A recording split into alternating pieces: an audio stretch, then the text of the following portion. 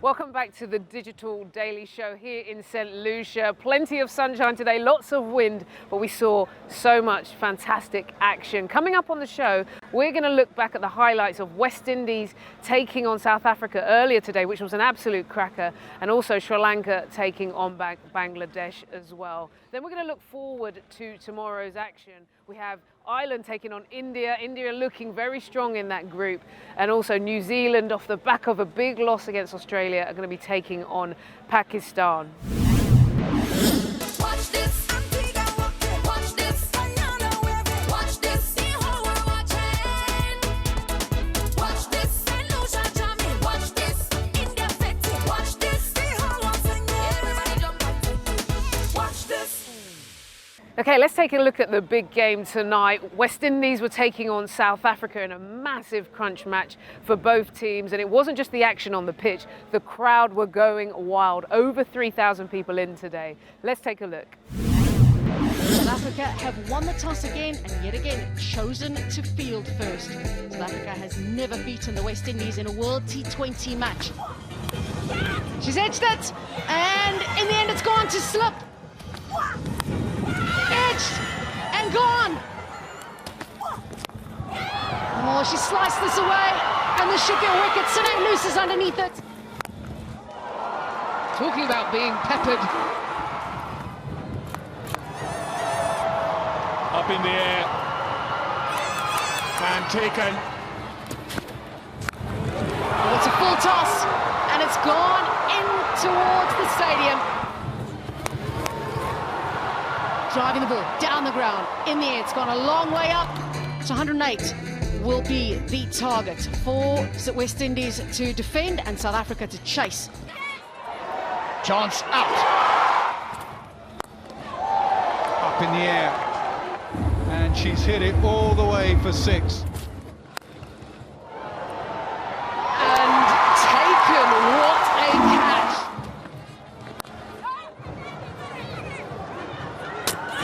Great bit of fielding there from Deandra Dotson. She's come down the track, she skied it. Opportunity for one more, and what a catch!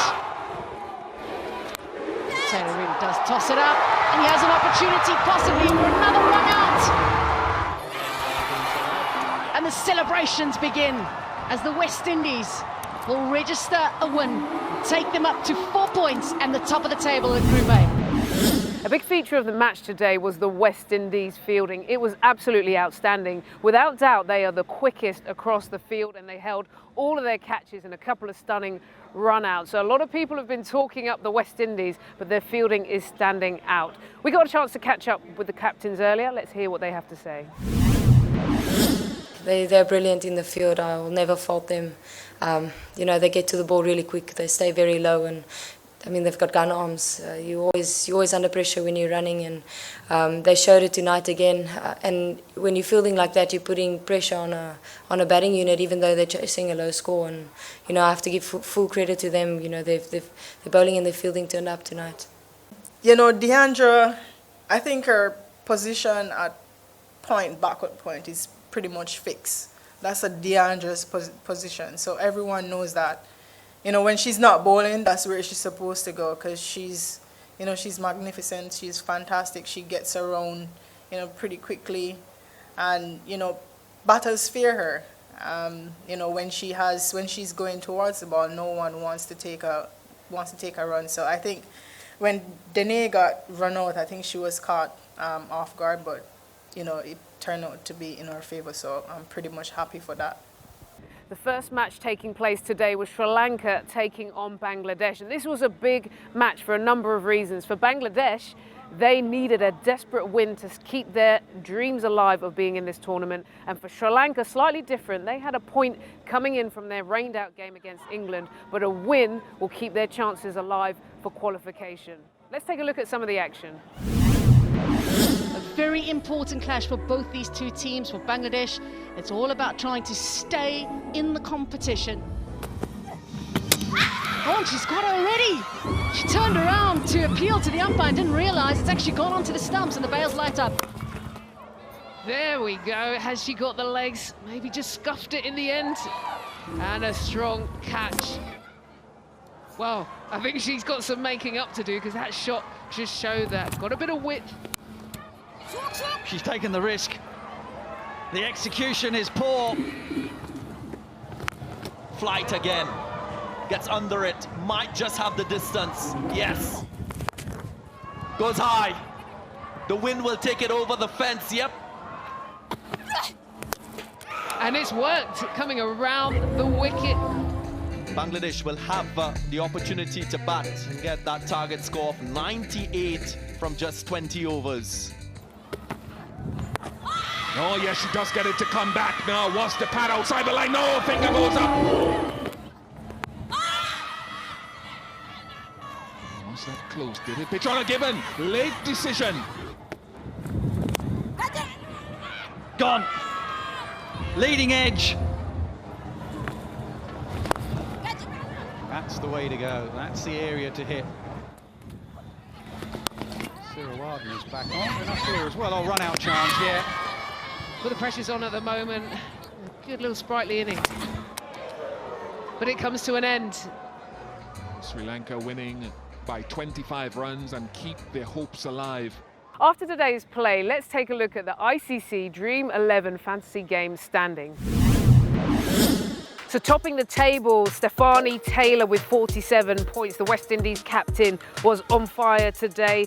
And talking about captains, Chamari Atapatu as well comes in with 44. But three big contributions throughout the day. Shashi Kala, Sira Wardner, Shabnim Ismail, who bowled like fire, and also another seam bowler in the action, Jahanara Alam. So remember, you can get involved with all of the fantasy game action. Here is the link, icc.dream11.com.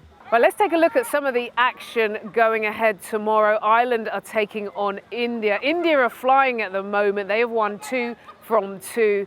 And for Ireland, they have struggled and haven't posted a win yet.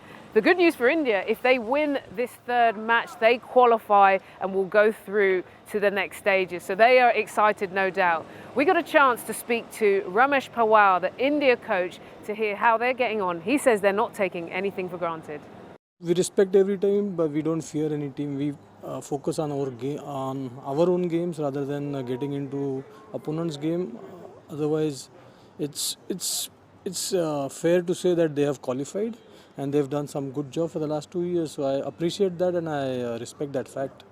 I think the girls have come back well from the Asia Cup loss and they are putting in a lot of effort into building their own strengths and the cricketing skills. That pleases me. The growth in their individual skills is important for me rather than looking at the bigger picture.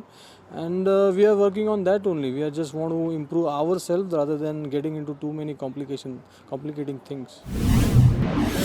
The other game taking place tomorrow is New Zealand taking on Pakistan. New Zealand are coming off the back of a big loss against Australia. Their pride is going to be hurt and their hopes only stay alive if India lose. So it's going to be a tough task for them. For Pakistan as well, they've got a number of losses. So both teams are playing for a lot of pride. We got a chance to catch up with some of the players earlier. Let's hear what they had to say. Last night was pretty disappointing. I think we showed glimpses of what we're capable of, but we just didn't do it for long enough, and you can't really let your guard down against a team like Australia. So yeah, we're obviously a bit gutted today, but we have to move on and look forward to the next couple of games. We all are very positive and it's our last match, so we'll go hard, and it's like a do and die match for us. So we'll give our best in that match. Yeah, they've actually been playing really well, and their captain obviously had a really good knock yesterday too. So they're in really good form, and they're actually a team that we really enjoy playing. We went to Dubai and played them last year, and they had some really good contests against them. So yeah, we're looking forward to it, but I think for the rest of the tournament we just have to make sure that we nail the next 2 games, and yeah, so the first one starts tomorrow. Our bowling is better than batting, but in this tournament our batting is going well, and we'll try to do better bowling in the next matches. Yeah, I've loved it actually. I've never been to the West Indies, so it's been a pretty cool experience. It's been an eye-opening experience as well, obviously, but yeah, I've loved it, and obviously playing against the best teams in the world, best players in the world, can't ask for anything more, and with your best mates too. That's the best part.